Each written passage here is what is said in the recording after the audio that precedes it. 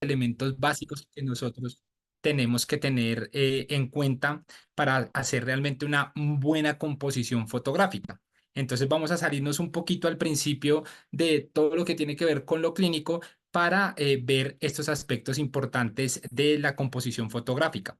Entonces, el contenido del día de hoy, pues vamos a ver unos conceptos básicos, como les estaba contando.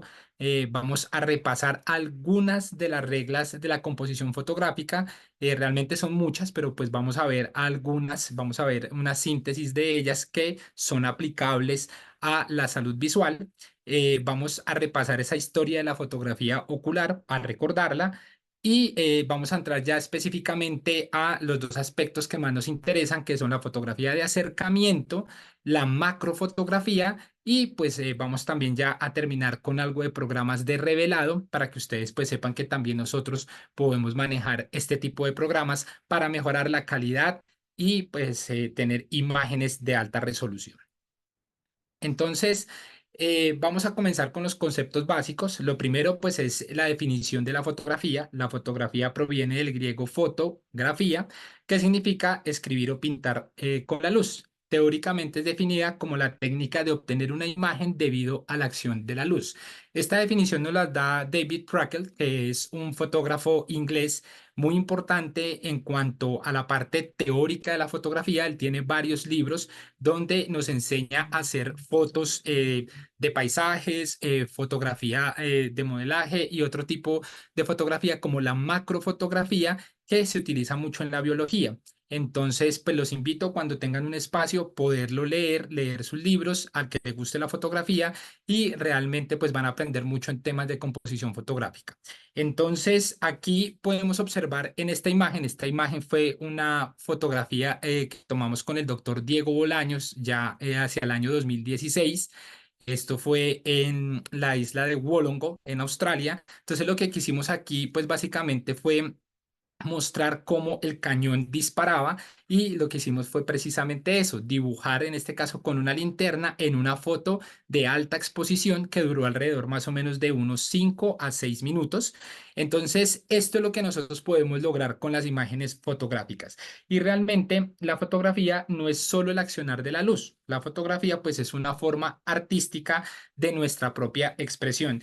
Y si pues nosotros la consideramos una parte nuestra como tal, pues basta entender que la esencia de la fotografía pues invita constantemente a crear y a representar lo que nosotros vivimos. Constantemente nosotros estamos en nuestro consultorio y debemos aprender a manejar los elementos que tenemos para poder hacer seguimiento de las patologías de nuestros pacientes y pues aparte de eso también publicaciones en muchos casos que nos ayudan pues a mostrar reportes de casos, investigaciones que son tan importantes pues en el medio de la salud visual. Esta es una de las diapositivas que más me gusta de la presentación porque pues es un comparativo entre un ojo y una cámara. Realmente el funcionamiento es muy similar. Entonces, si nosotros vemos la imagen, pues vamos a entender que, por ejemplo, el diafragma es la pupila del ojo, o sea, es el que regula la entrada de luz como tal. Por otra parte, si vemos, también tiene un objetivo, pues el objetivo normalmente en las cámaras reflex son los lentes y pues nosotros tenemos, comparándolo con el ojo, la córnea y el cristalino, que serían pues los que nos ayudan a ese proceso de poder y de cambio de refracción de la luz. Y en este caso, pues el sensor del ojo sería la retina y ya el cuerpo de la cámara, pues sería o lo asemejamos a la esclera del ojo. Entonces realmente es un funcionamiento muy similar al ojo y pues por eso les comentaba que me gusta tanto esta imagen. Entonces, como estábamos hablando anteriormente, la fotografía no solo consiste en ofrecer un placer estético, sino en proporcionar verdades visuales. ¿Listo? Y para nosotros proporcionar esas verdades visuales como tal, debemos conocer los conceptos básicos y esos conceptos básicos comienzan con conocer la tríada de la exposición, que es esta que estamos observando acá. La tríada de exposición tiene que ver con tres elementos importantes que son la sensibilidad ISO, la velocidad de obturación y la apertura del diafragma. La sensibilidad ISO como tal pues digamos que es uno de los tres pilares que define la exposición de la fotografía y la podemos definir como la cantidad de luz que necesita la cámara para hacer una imagen. La velocidad de obturación permite delimitar la cantidad de luz que se deja pasar al sensor de la cámara, o en otras palabras, determina el tiempo que estará abierto el diafragma. Y el diafragma, pues es el tubo por donde pasa la luz. Entonces acá podemos ver en la imagen que está al costado derecho de sus computadoras diferentes diafragmas que permiten esa entrada de la luz. En la fotografía de acercamiento, que normalmente es la que más usamos nosotros porque pues, la tenemos incorporada en la actualidad en la lámpara de hendidura con sus diversas magnificaciones, en muchas ocasiones nosotros no podemos controlar la apertura del diafragma porque el tubo es del mismo tamaño en la lámpara. Entonces, la apertura del diafragma, normalmente en la fotografía de acercamiento bajo lámpara de hendidura, siempre es la misma. Podemos mover la sensibilidad ISO y la velocidad de obturación, pero el diafragma no. Sobre todo en estas cámaras que tienen, en estas lámparas, perdón, que tienen beam splitters o que tienen cámaras incorporadas y que trabajan con cámaras reflex, porque en la actualidad, pues normalmente las lámparas ya tienen es cámaras reflex incorporadas y aparte de tener luz amarilla, también pues ya tenemos lámparas LED que nos dan una imagen de mayor calidad y con menor trepidación y ruido. Entonces, la tríada de la exposición pues está conformada por esos tres elementos que les mencioné anteriormente y se puede definir como la cantidad de luz que tiene una fotografía. Entonces, aquí es importante aclarar que cuando nosotros tenemos una foto con mucha iluminación, vamos a hablar que la fotografía es una fotografía con alta exposición o sobreexpuesta. Y cuando tenemos una fotografía con muy oscura, con muchas sombras, vamos a hablar de una fotografía subexpuesta. Entonces es muy importante controlar estos tres elementos para lograr las mejores imágenes que nosotros pues querramos tomar a nuestros pacientes o a las patologías que nosotros querramos hacerle seguimiento. En cuanto a las reglas de la composición fotográfica, después de haber analizado estos conceptos básicos que son lo más importante, pues tenemos que tener en cuenta que existen diversas reglas como la identificación de los motivos. Normalmente nosotros creemos que el motivo debe ir en el centro de la imagen y ese es un error que cometemos todos, que cometí yo muchas veces al hacer una imagen fotográfica, pero que a medida fui inviscuyéndome un poquito más en el tema de la fotografía, pues me encontré con que realmente el motivo no está o no debe ser el centro de la foto, no debe estar en el centro de la fotografía. Realmente el motivo debe estar en una porción que se llama la porción áurea. Entonces, es importante nosotros tener presente este elemento de la regla de composición fotográfica que es la porción áurea, porque él nos va a llevar a que no solo nosotros estemos dando una imagen, sino que además podamos nosotros generar emociones con esa imagen que estamos nosotros tomando. Entonces, la porción áurea básicamente hace referencia a que el motivo debe estar distribuido en un porcentaje de 62 y 38. Donde está la P en la imagen que tienen en la parte inferior sobre la flecha, allí es donde debería estar el motivo de nuestra imagen. Siempre debe estar distribuida de esa forma, ya sea horizontal o verticalmente, para que realmente el motivo resalte en la fotografía que nosotros tenemos. Entonces, aquí les traigo una imagen. Esto fue una imagen que logramos capturar, en este caso en Florianópolis, Brasil, donde precisamente cuando estaba tomando la imagen iba pasando un gato sobre un riel del tren. Y aquí entonces podemos observar esa porción áurea cómo se distribuye tanto en la parte horizontal como en la parte vertical. Entonces acá podemos observar que el gato pues es el motivo de la imagen. Entonces podemos observar entonces acá que está distribuido más o menos entre un 32% perdón, entre un 38% y un 62% el motivo. Entonces acá podemos ver pues que el gato es el motivo de la imagen, se ve claramente y también pues podemos ver que él como que nos genera esa sensación de que está caminando sobre el riel. Otras de las reglas de composición son las líneas de referencia y el flujo. Las líneas de referencia son elementos de gran importancia porque pues ellas nos ayudan a dar forma al contorno y a la organización de la imagen. Y el flujo lo que nos da básicamente es ese desplazamiento de la mirada del espectador de un punto de la foto a otro punto de la imagen. Entonces acá tenemos esta imagen que fue tomada en Sydney, Australia. Lo que vemos allí pues es el Harvard Bridge. Podemos observar que también el motivo de la imagen pues es el personaje que está sentado en la silla, y vemos que las líneas de referencia en este caso pues son las luces que están sobre el Harvard Bridge. Entonces aquí el Harvard Bridge y sus luces como líneas de referencia hace que nuestra mirada genere un flujo hacia donde está la ciudad. Acá tenemos otro ejemplo. Esta fue una imagen tomada en Cibaté, Cundinamarca, en el túnel que va hacia Fusagasugá por San Miguel. Entonces acá podemos observar una imagen de alta exposición, alrededor más o menos de 7 minutos duró esta toma. Y aquí podemos ver cómo esa línea que la generó un carro pasando, pues el carro obviamente no quedó porque está en movimiento, pero las luces del carro sí quedaron, dándonos como esa sensación de que va a atravesar o va a llegar al túnel. Entonces, estas también son líneas de referencia que nos ayudan a generar ese flujo en la imagen. Y una de las reglas de composición importantísimas en la parte de fotografía ocular es la regla de los 3 tercios. Normalmente no sé si ustedes han visto que en las cámaras reflex o en su defecto en los smartphones actuales podemos nosotros dividir la pantalla con una rejilla.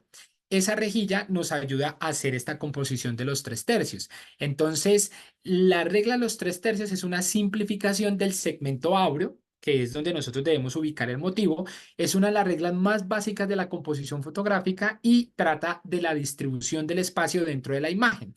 Entonces, acá podemos observar una imagen donde jugamos con esa rejilla, y aquí les muestro dónde está ubicada la regla de los 3 tercios, entonces, y también la porción áurea. Entonces, si vemos realmente el rostro, en este caso de mi esposa, está distribuido en 62% en esta zona y un 32% en esta zona. Y por eso vemos que el motivo de la imagen, pues es el rostro, ¿no es cierto? Entonces están distribuidos en estas dos zonas.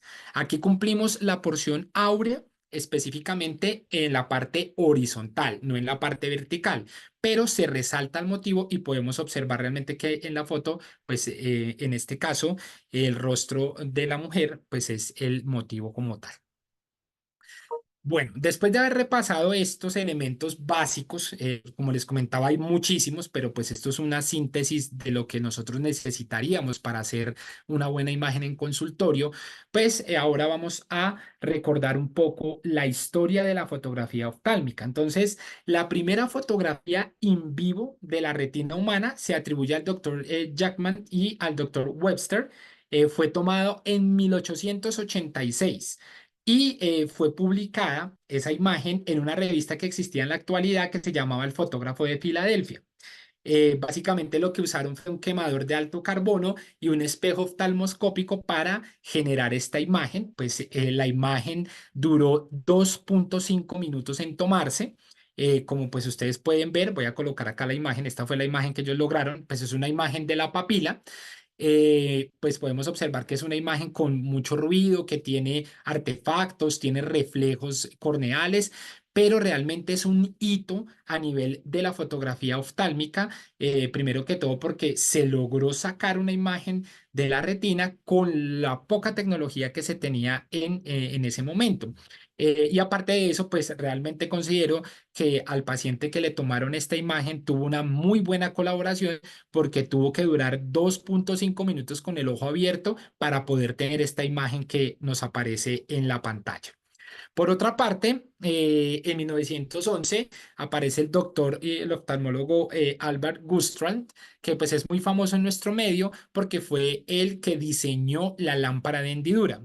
Entonces, él ganó el premio Nobel por sus trabajos en la parte de la refracción del ojo, y también pues generó la lámpara de hendidura, que en este caso pues es la herramienta más importante que nosotros tenemos para las capturas fotográficas.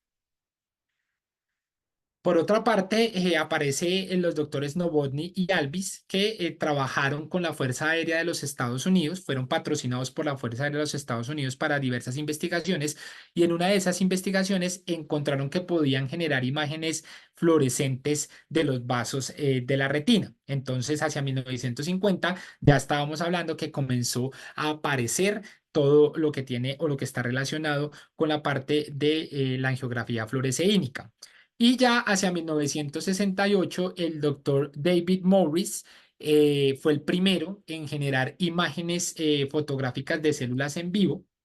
En este caso utilizó los principios de la microscopía confocal, que pues es muy importante en la actualidad para temas investigativos o para valoración, por ejemplo, de los nervios corneales, de las células Goblet y de múltiples estructuras del ojo. Entonces lo que él hizo fue tomar como tal esos principios de la microscopía confocal y pues comenzó a trabajar en el microscopio especular y a demostrar pues bajo observaciones de las células corneales vivas y pues él fue el primero en generar una técnica para abordar problemas biológicos in vivo en la disciplina, en este caso pues de la oftalmología. Entonces, como les comenté anteriormente, la fotografía ocular, ya vamos a entrar aquí a lo que ustedes pues querían observar directamente, y es que la fotografía ocular la vamos a dividir en dos. En la fotografía de acercamiento, que como ya les comenté en diapositivas pasadas, pues es la fotografía que nosotros realizamos específicamente con la lámpara de hendidura o con elementos magnificadores, y la macrofotografía, que ya es una fotografía específica con ciertos elementos tecnológicos que nos van a ayudar a magnificar la imagen y a generar imágenes uno a uno.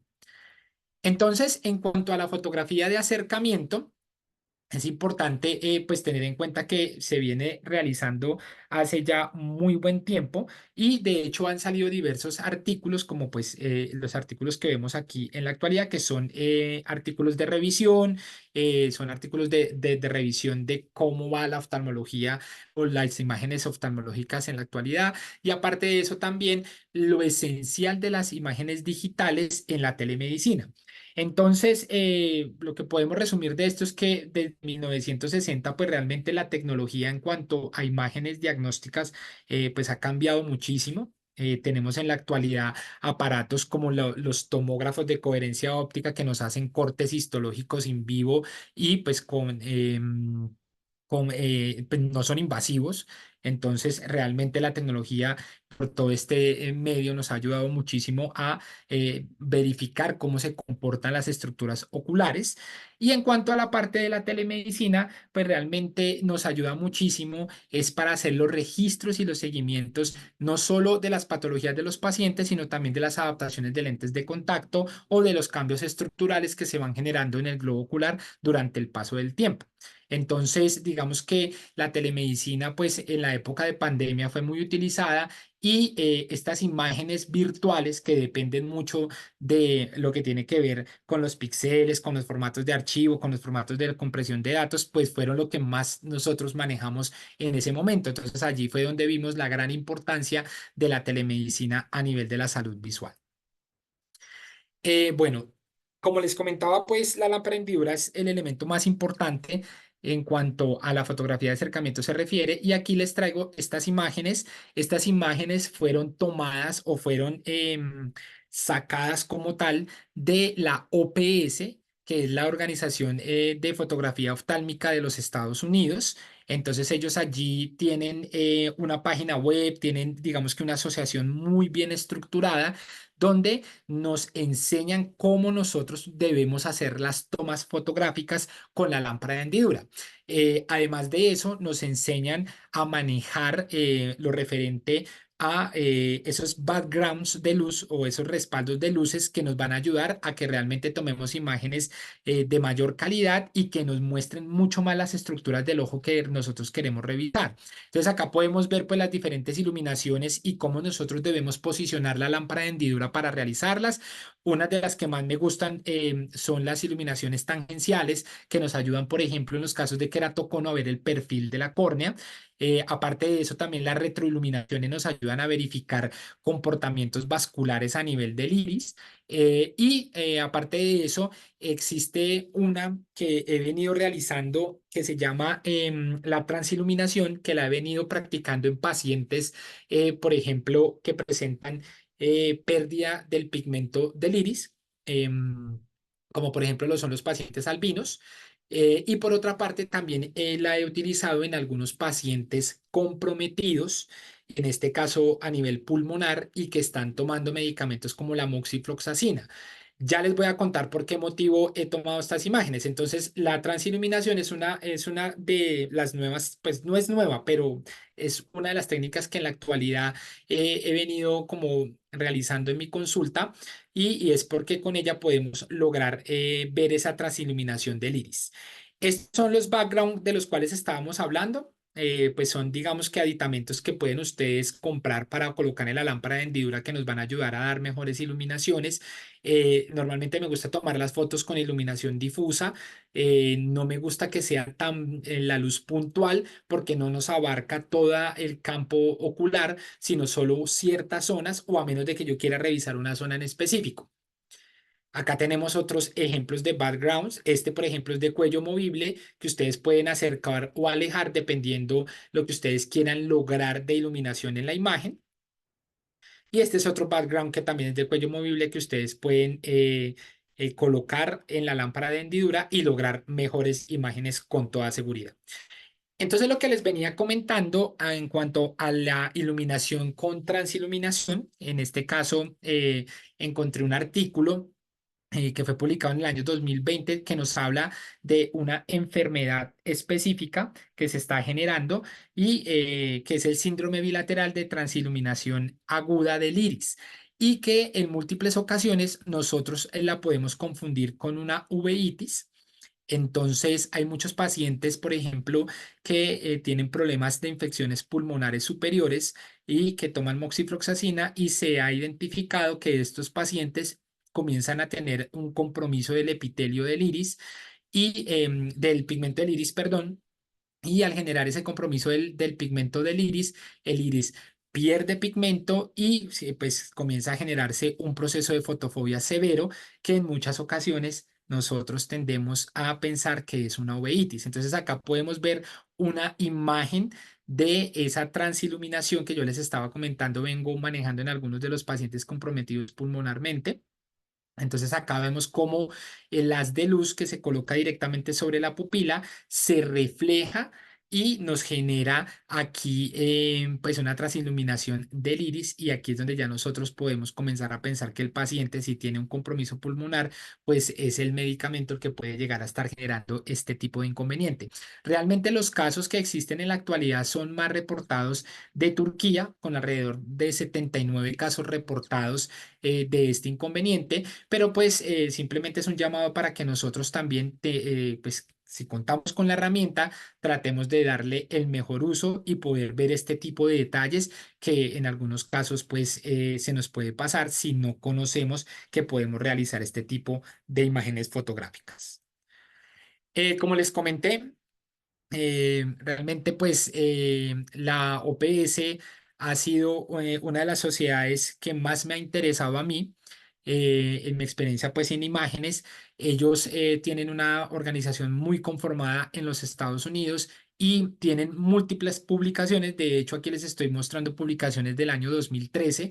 En la actualidad, realmente tienen unas imágenes increíbles. Los invito a que ustedes hagan parte de la OPS, o en su defecto puedan ustedes también poder entrar a la página, verificar imágenes que ustedes pueden mostrar a sus pacientes para también pues esa enseñanza de la patología que de pronto pueda llegar a tener.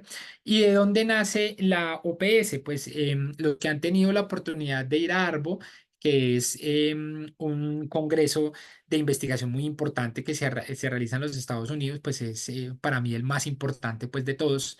Realmente considero que es vital que puedan en el futuro a ir los que tengan la oportunidad.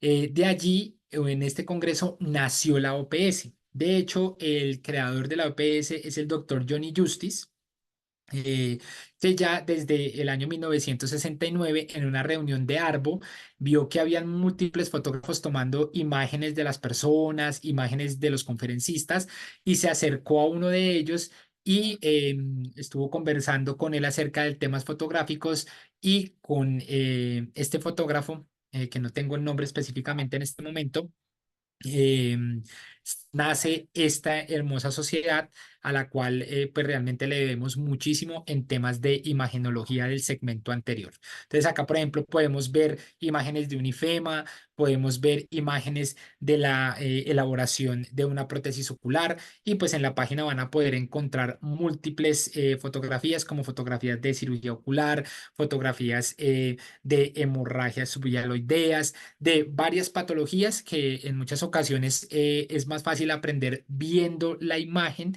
Entonces, como dicen por ahí siempre, una imagen vale más que mil palabras. Entonces, los invito a que puedan ser parte de la OPS. Bueno, y llegamos acá a una parte importantísima que pues en la actualidad es muy manejada, que es los smartphones en la oftalmología. Ya en la actualidad sabemos pues que existen diversas herramientas que nosotros podemos aplicar en nuestros celulares para hacer imágenes fotográficas. Podemos tener adaptadores que se pueden colocar en los oculares de las lámparas hendiduras para hacer las tomas, o en su defecto también contamos en la actualidad con elementos importantísimos que se pueden colocar en las cámaras de los celulares para hacer las imágenes. Entonces, en este punto voy a invitar al doctor Dávila para que nos cuente acerca de esta herramienta importante que tiene Spectrum International en su portafolio, que es el adaptador Spectrum, donde podemos hacer imágenes con los celulares y no solo en cuanto a imágenes con luz amarilla, sino que también nosotros podemos hacer análisis de fluorogramas porque cuenta con azul cobalto y con el filtro de Rated. Entonces, doctor Dávila, te doy paso. Excelente, Edward. Agradecido por la convocatoria y un placer estar contigo. Pues como Edward ha aclarado y nos ha presentado toda esta información, excelente. Hemos visto a través del tiempo cómo la fotodocumentación se ha arraigado en el campo de la salud, en el campo específico de nosotros, la salud visual, y vimos las fotos que nos mostró. Es interesante para que ustedes tengan idea, como vieron a través de la información, esto no es nuevo, esto lleva años que se acabó. Y yo recuerdo, yo fui en el ejército médico de combate hace años atrás, y en la guerra del Golfo, para que ustedes tengan idea, yo estaba en una unidad, me llaman un MASH unit, una unidad hospitalaria, que era médico de combate. Los médicos de combate salen con los soldados al frente de batalla, y la idea es recoger la gente que está y la llevan al hospital, que es la retaguardia. Y en el hospital, para allá, estoy hablando de casi más de 30 años atrás, ya para esa época en el hospital estaba todo preparado. Inclusive habían cámaras con el cual se tomaban fotos. Esas fotos se enviaban a través, obviamente, a través de satélite a un hospital que estaba localizado en Alemania. Y acá en la retaguardia, obviamente, no había un oftalmólogo, por ejemplo, o no había un cirujano de retina. Simplemente había un médico de combate, o alguien que está especializado, y tenías por ejemplo, en Alemania, una persona específica a través de la cámara diciéndote qué tenías que hacer, si se podía hacer algo, si no podía hacer nada. Y todo esto a través de una cámara. O sea que estas indicaciones que vemos ahora de telemedicina, pensamos que es bastante reciente, pero lleva tiempo y empezó quizás como una necesidad militar para poder trabajar con estos pacientes que tengan diferentes condiciones, ya sea de ojos o heridas o lo que fuera.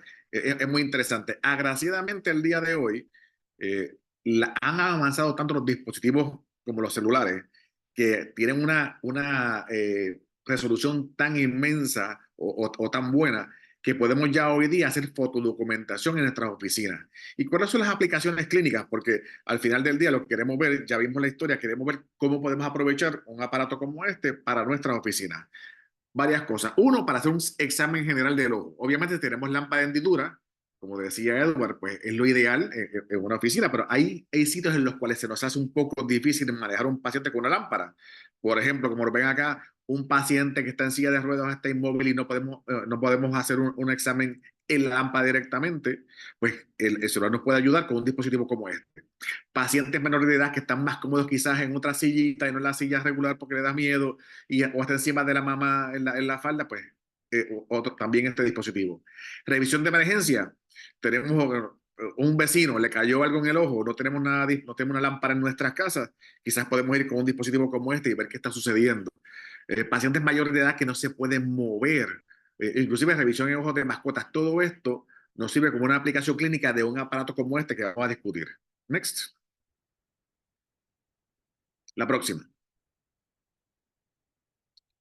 Entonces, como pueden ver acá, obviamente importante cuando trabajamos con esto, siempre vamos a tener que quizás estar para tener una distancia apropiada. Vamos a tocar muchas veces el rostro del paciente. Es importante que se lo digamos, pero como pueden ver es algo bastante sencillo. Lo hemos hecho a veces con tonómetros que son así de mano, lo mismo. Pero miren cómo a través de un celular, y hoy día los celulares son buenísimos básicamente todos. O sea, no tiene que ser un celular carísimo para hacer esto. Después que tenga una cámara bastante buena, el dispositivo nos ayuda.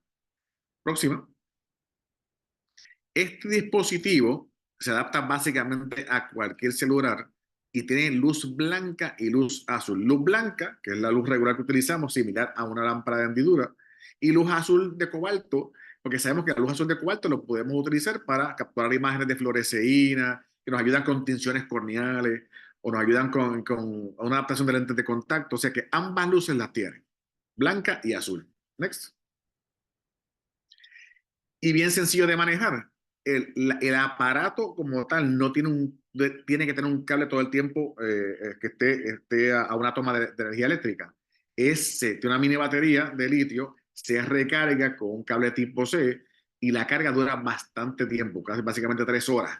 Como pueden ver ahí en la gráfica que tenemos, el botón para encender, cuando está azul, significa que está cargado. Si se pone verde, hace falta recarga. Muy fácil de tener en la oficina, muy fácil de mover de un lado a otro y muy fácil de saber si hace falta recarga o no. Y recarga bien rápido. Además de esto, el aparato tiene un filtro amarillo integrado. Sabemos que los filtros RAT en un Kodak número 12 son excelentes para ver con más definición y más calidad, que eso les puede hablar más adelante en otra charla de cómo usar filtros para tomar fotos. Pero estamos acostumbrados, inclusive muchas lámparas de hendidura tienen filtros ya integrados. Algunos se los ponemos nosotros manualmente, pero muchos están integrados. Y sabemos que entonces si vamos a ver si hay algún tipo de condición en la córnea, con el filtro y la luz azul es mucho más sencillo. Además de eso, como pueden ver, la compatibilidad con cualquier smartphone es muy sencilla.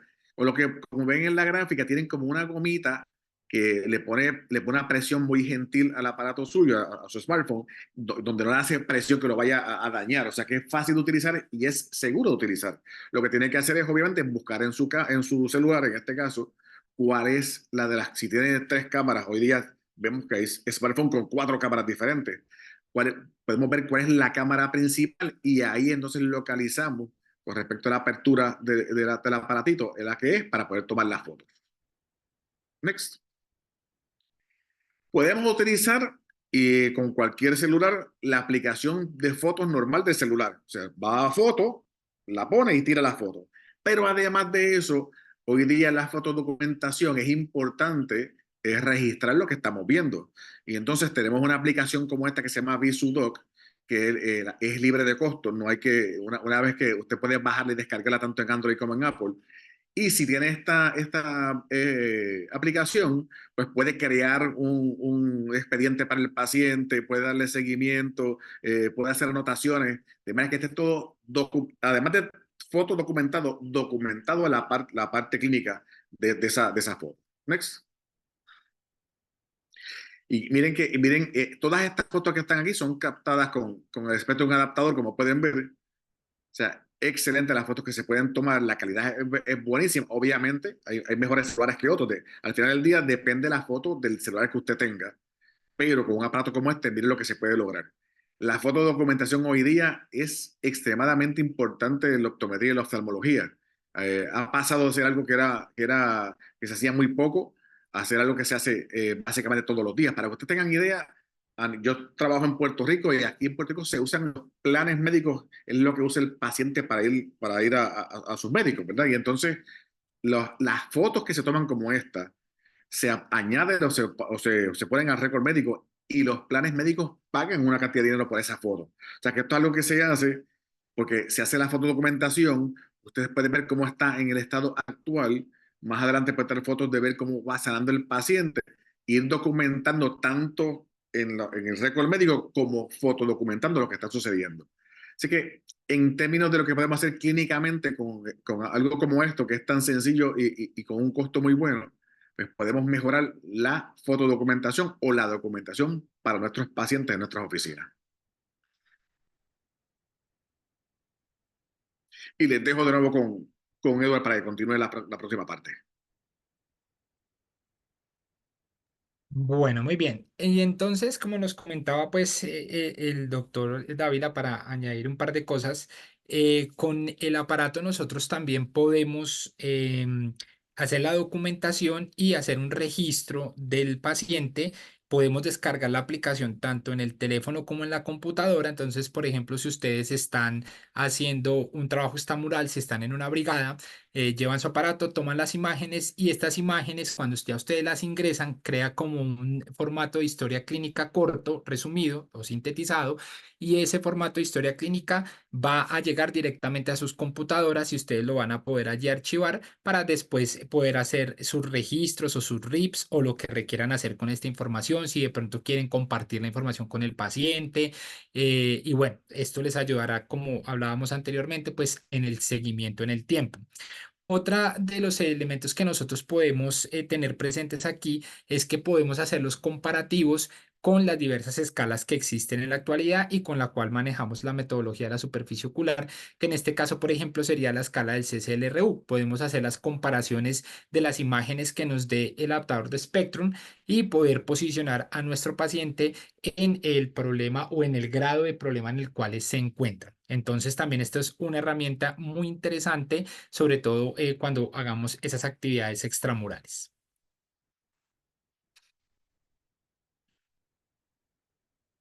Bueno, muy bien. Ya después de hablar de la fotografía de acercamiento, que como ya lo nombramos, pues es lo que más manejamos nosotros en consulta. Vamos a hablar un poco de la macrofotografía, que realmente pues es una fotografía mucho más pensada y elaborada. Entonces, la macrofotografía como tal pues es la técnica y se denomina macrofotografía a la relación entre el tamaño verdadero del sujeto fotografiado o del objeto que nosotros estamos tomando la imagen, y la relación que nosotros pues queremos buscar es una relación de uno a uno. La macrofotografía con sus diversos elementos pues nos ayuda a lograr menos ruido en las imágenes, nos ayuda a lograr menos trepidación en las imágenes y realmente nos hace unas magnificaciones muy, pero muy importantes, sobre todo a la hora de nosotros ir a las imágenes de revelado. Entonces, realmente, pues esto es, al que le guste la fotografía, es una herramienta muy importante que podemos nosotros tener en el consultorio, y para nosotros tener esta herramienta en el consultorio, pues requerimos de estos elementos. La cámara reflex, que ya en la actualidad, pues muchas de las lámparas de hendidura ya la tienen incorporada. Yo normalmente trabajo con Canon, es como las cámaras que normalmente yo manejo, pero también existen otras cámaras, como por ejemplo las Nikon, que funcionan muy similar. Entonces, la idea es poder tener una cámara reflex en el consultorio. Debemos tener un objetivo, que normalmente los objetivos para la macrofotografía son objetivos fijos, o sea que tienen cierto poder y no podemos tener cambios de profundidad de foco. En este caso, por ejemplo, acá les muestro un objetivo de 100 milímetros, que es con el que yo trabajo la gran mayoría de las fotografías. Y para este tipo de fotografías, sí o sí, requerimos de un trípode.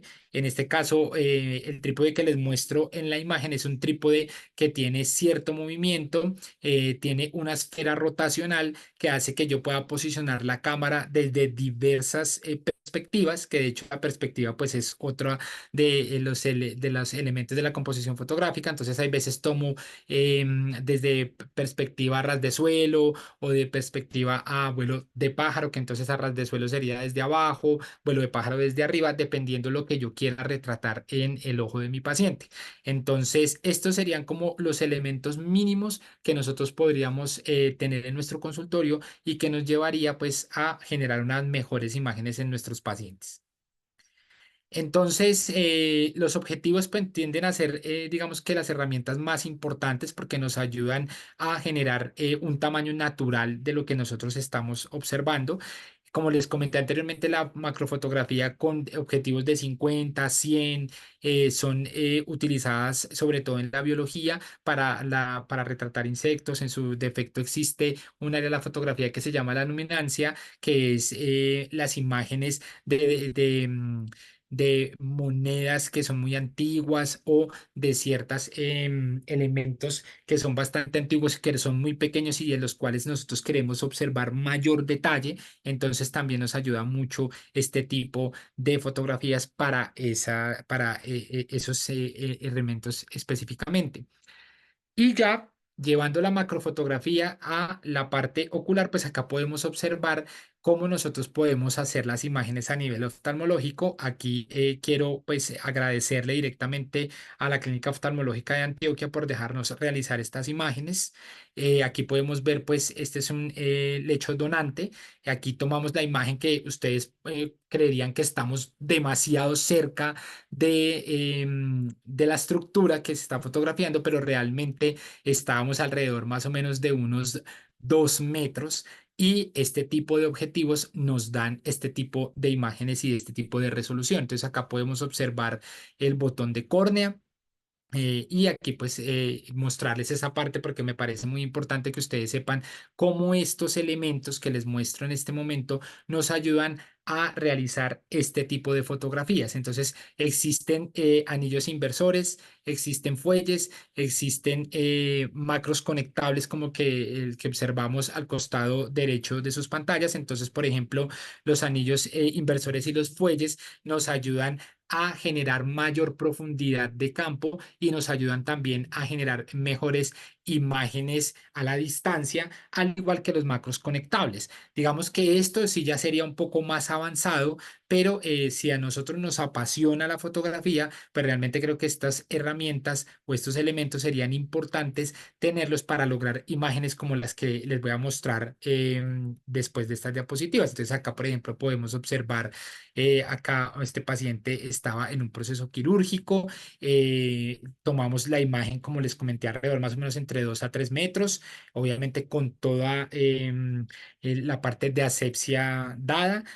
Con el permiso del paciente. No olviden que otra cosa que es importantísimo en las imágenes fotográficas son los consentimientos informados y mucho más si los vamos a utilizar para publicaciones de reportes de caso o publicaciones en revistas o en su efecto también para el manejo que nosotros le vayamos a dar a esas imágenes, siempre cuenten con su consentimiento informado. Eh, y aquí pues les muestro todo lo que se puede lograr con las imágenes. Podemos lograr este tipo de imágenes. Aquí ya trabajamos un poco más con las sombras, con el color, con la iluminación. Como pueden ver, hay más sombra en la zona nasal que en la parte temporal donde hay mayor iluminación. Acá podemos observar, por ejemplo, estas pigmentaciones en el iris que son normalmente causadas por los medicamentos para el glaucoma. Que nos generan estas pigmentaciones y nosotros podemos hacerle control en el tiempo al paciente para verificar realmente si estamos generando mayor pigmentación en otras zonas o si hay aumento de pigmentaciones a nivel del iris.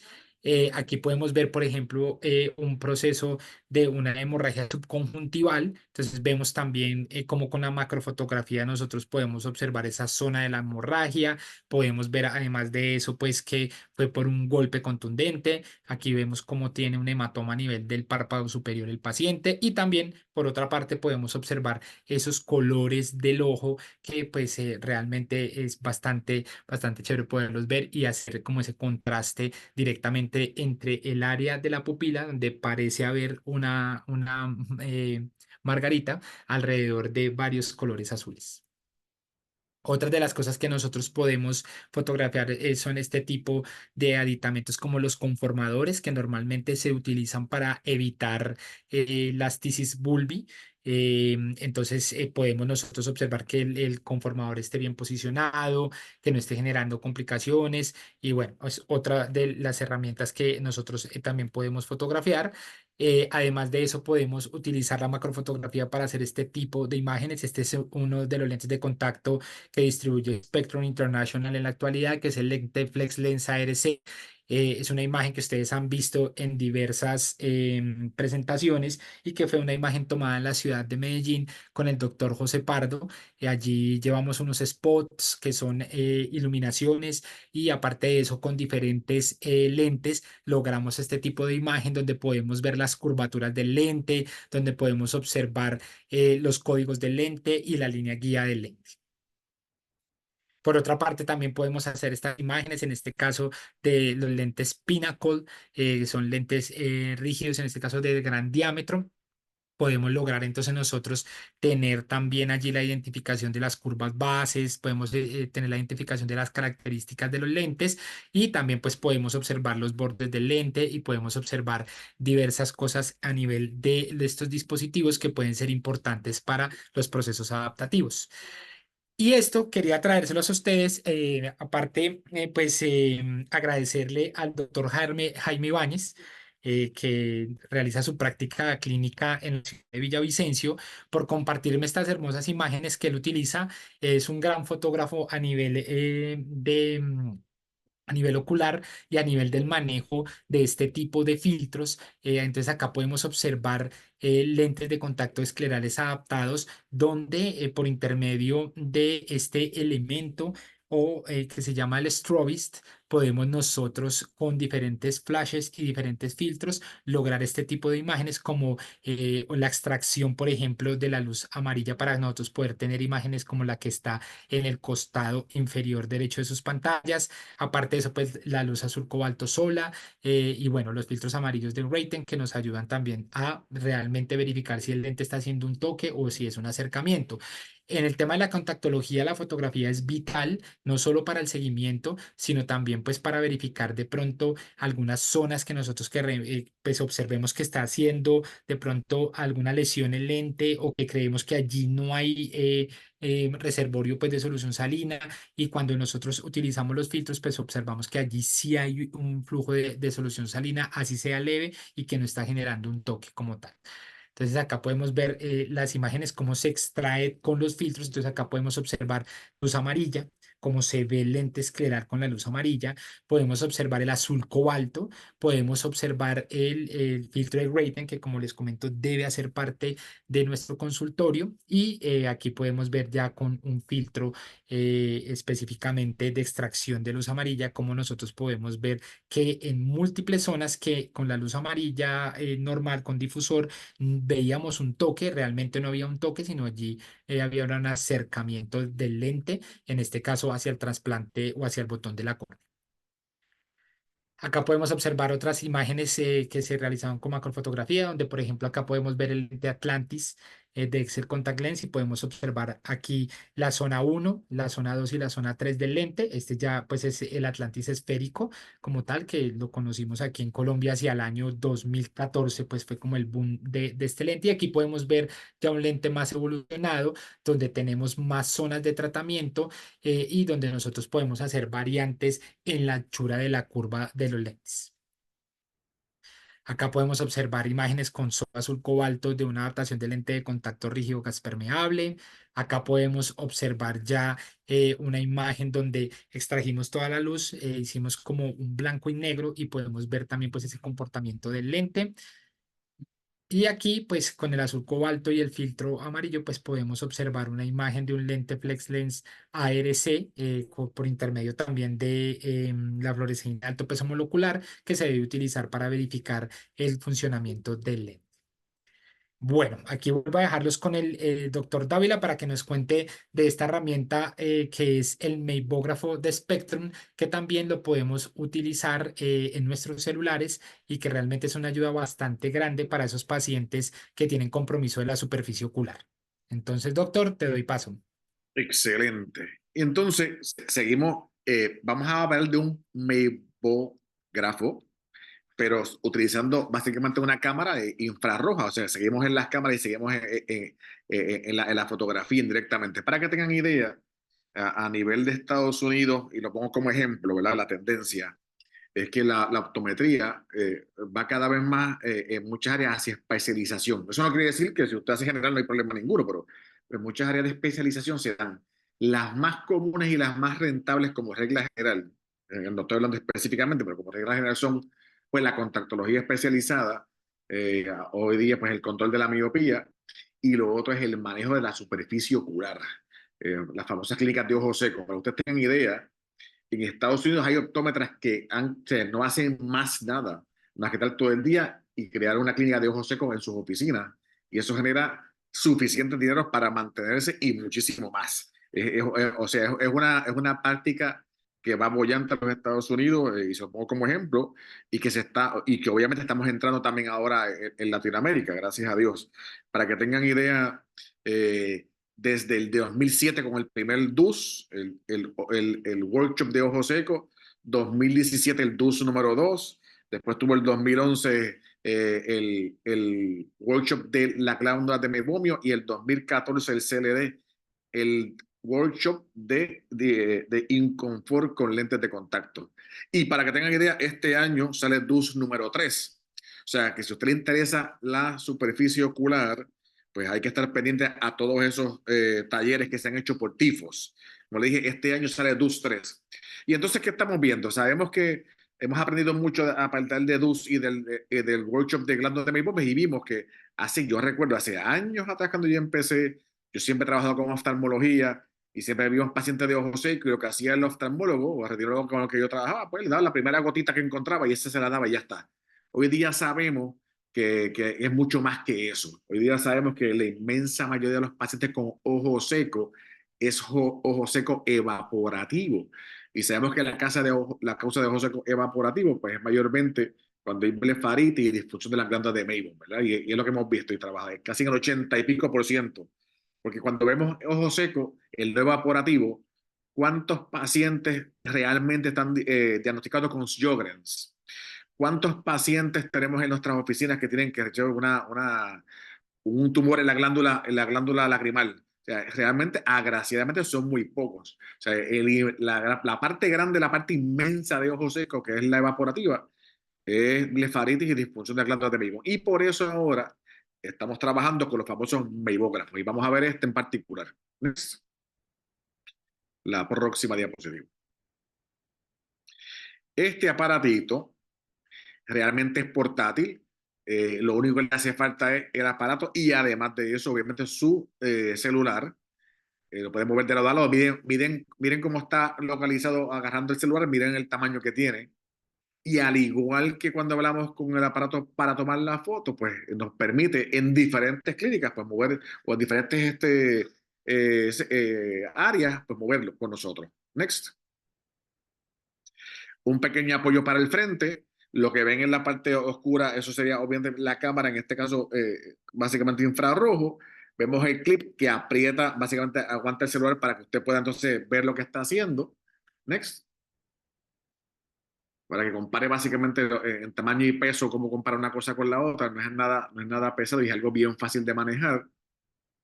Y los sitios de aplicación desde una tienda óptica que tenemos que estar moviendo algo, sabemos que existen instrumentos bibliógrafos grandes en la práctica, eso existe. Aparte que valen decenas de miles de dólares, pues no es algo que usted va a estar moviendo de lado a lado, ¿verdad? Es algo que se mantiene en un área en específica. Ahora, si queremos tener un aparatito como este que tiene fotos muy similares, nos ayuda en la clínica, nos ayuda con el diagnóstico y el manejo de este tipo de pacientes de ojos secos, pues miren, en una tienda óptica podemos mover de lado a lado. Si hacemos visitas al hogar, en Puerto Rico existen optómetras que hacen visitas a hogar y me imagino que también en diferentes países de Latinoamérica. En una clínica tenemos, qué sé yo, tenemos 4 o 5 cuartos de examen. Obviamente tener uno solo, pues a veces es un poco más difícil, pues podemos tener estos aparatitos en cada uno de ellos y moverlos de lado a lado sin problema ninguno. Centros de salud, hasta en los autobuses móviles. Obviamente no tenemos mucho espacio, estamos algo pequeño y qué mejor que un producto como este. O si tienen, como pueden ver en esa lámpara de hendidura, también hay un adaptador en el cual puedes poner básicamente eh, a la lámpara de hendidura y entonces pues, se pasa por Wi-Fi la imagen a un computador o un iPad, como en este caso. Next. La conexión es inalámbrica, volvemos, no hay cables de por medio, lo que le hace falta es el Wi-Fi. Prende su Wi-Fi en el celular, prende el botón a que es Wi-Fi obviamente en el aparatito óptico y automáticamente se conecta uno con el otro. Next. Interesante, ¿verdad? Sabemos que a veces cuando tenemos esos pacientes, y si ustedes han tomado fotos anteriormente con celulares a sus pacientes, o si hacen tonometría, uno tiene que estar pegado al pacientito, tiene que estar buscando, y a veces vibra un poco, las manos le tiemblan. Tiene un sistema antivibración, de manera que la imagen se vea estable, y si usted brinca un poquito, las manos le tiemblan, no se va a ver, obviamente, distorsionado. Ese sensor es el que tiene este aparato, logra que se mantenga estable la imagen y la captura sea perfecta. El cargador también tipo C, que es lo que se usa básicamente ahora, muy fácil. Solo tomas 2 horas en recargar y con una carga te dura básicamente 3 horas también el equipo. Next. Y miren cómo pueden ver aquí. En el lado izquierdo bajamos el párpado inferior. Miren la foto básicamente infrarroja, se pueden ver las glándulas de Maybon en la parte superior, se ven casi perfectas. Abajo vemos cómo están limitadas hacia adentro. En el área derecha vemos lo mismo, al párpado superior se hace una eversión de párpado. Vemos lo largo que puede ser en la foto de abajo y lo escaso que está o corto en la parte de arriba. O sea, con una maquinita como esta, foto infrarroja, podemos hacer básicamente lo que hace una máquina de decenas de miles de dólares en la oficina. Hacer una foto que podemos fotodocumentar, en este caso la glándula de Maybon. Cuando hablamos y hacemos el examen para superficie ocular, verificamos estructura y verificamos función. Con esta máquina estamos viendo estructura, ¿verdad? ¿Cuál es la estructura? Las glándulas de Maybon. ¿Están, no están, están atrofiadas, no están atrofiadas? Función es cuando apretamos un poquito el borde de los párpados para ver si sale el aceite, ¿verdad? Parte que es el sebo, que es parte de la lágrima del ser humano. Pero es bien importante cuando manejamos estos pacientes, si hay blefaritis o disfunción de la glándula de Maybon, verificar ambas cosas, estructura y función. Función se puede hacer la prendidura sin problema ninguno.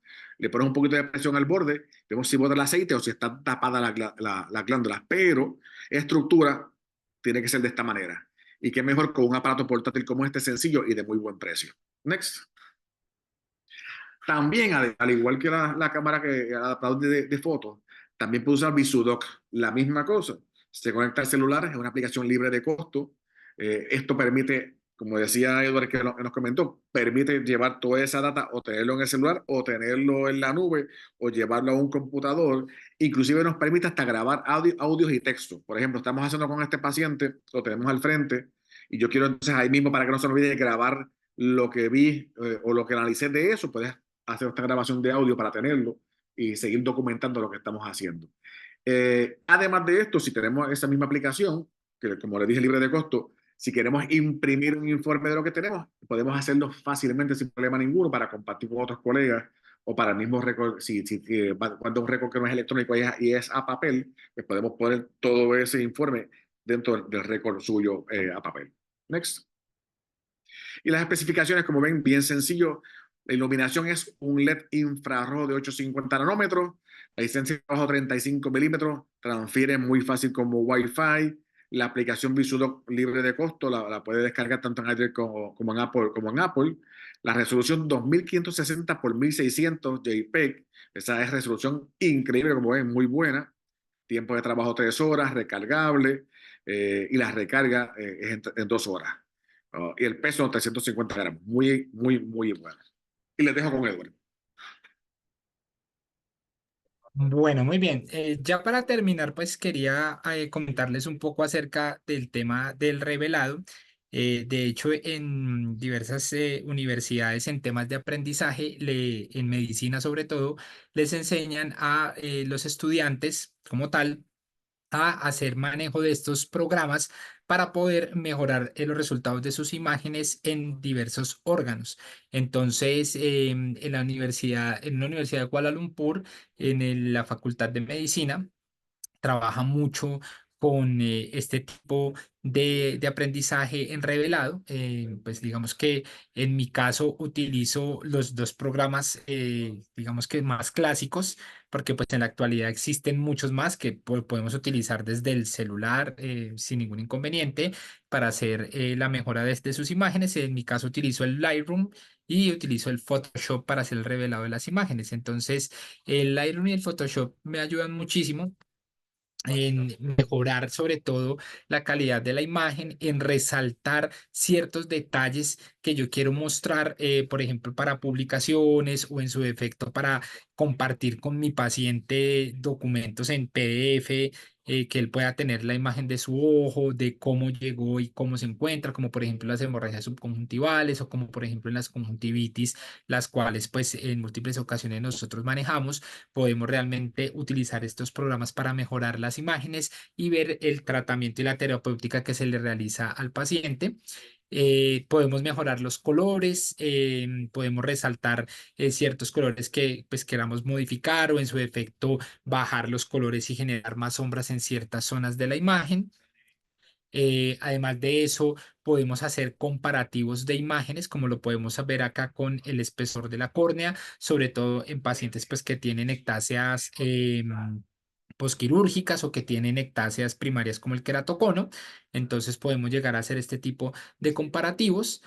Y una de las cosas que nos encontramos trabajando con este tipo de programas de revelado son los elementos de inversión. Los elementos de inversión los encontramos jugando pues con estos programas, cacharreándole al programa, como dicen por allí, y nos encontramos que nosotros podíamos observar más claramente los vasos sanguíneos, sobre todo en las adaptaciones de lentes de contacto y en aquellas que se utilizan lentes esclerales donde de pronto vemos compresión vascular. Entonces, digamos que aquí podemos nosotros observar cómo está la zona de apoyo del lente, podemos observar o hacer una valoración de la parte vascular y podemos pues también hacer una valoración del centrajo del lente haciendo pues el comparativo de la distancia entre el limbo de la córnea al borde del lente.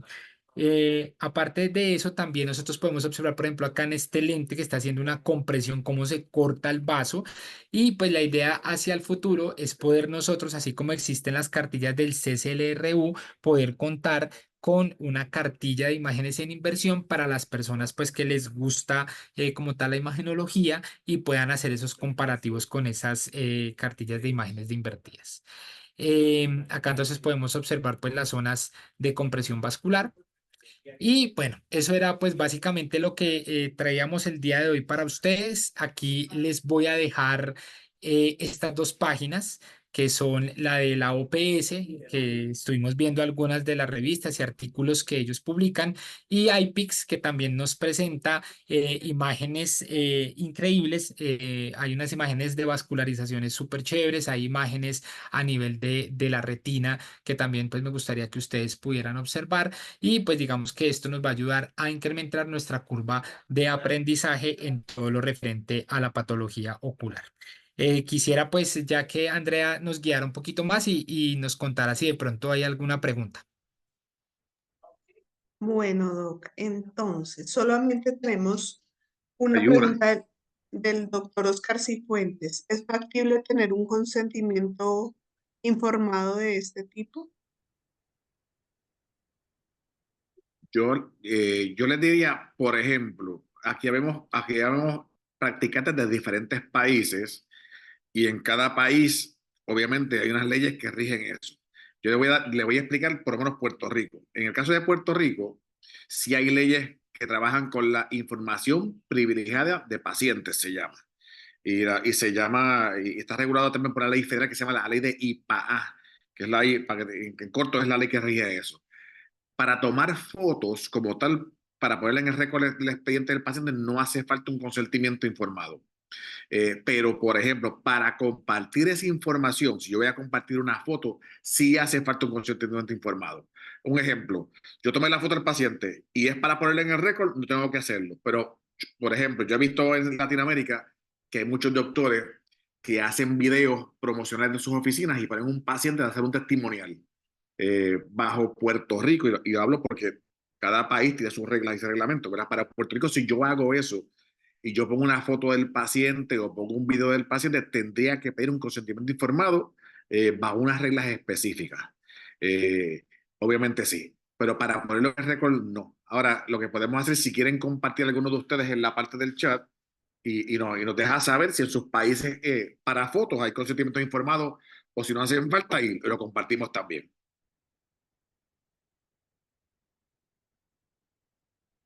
La doctora, espérate, creo que hicieron otra. Y en Colombia, Eduardo.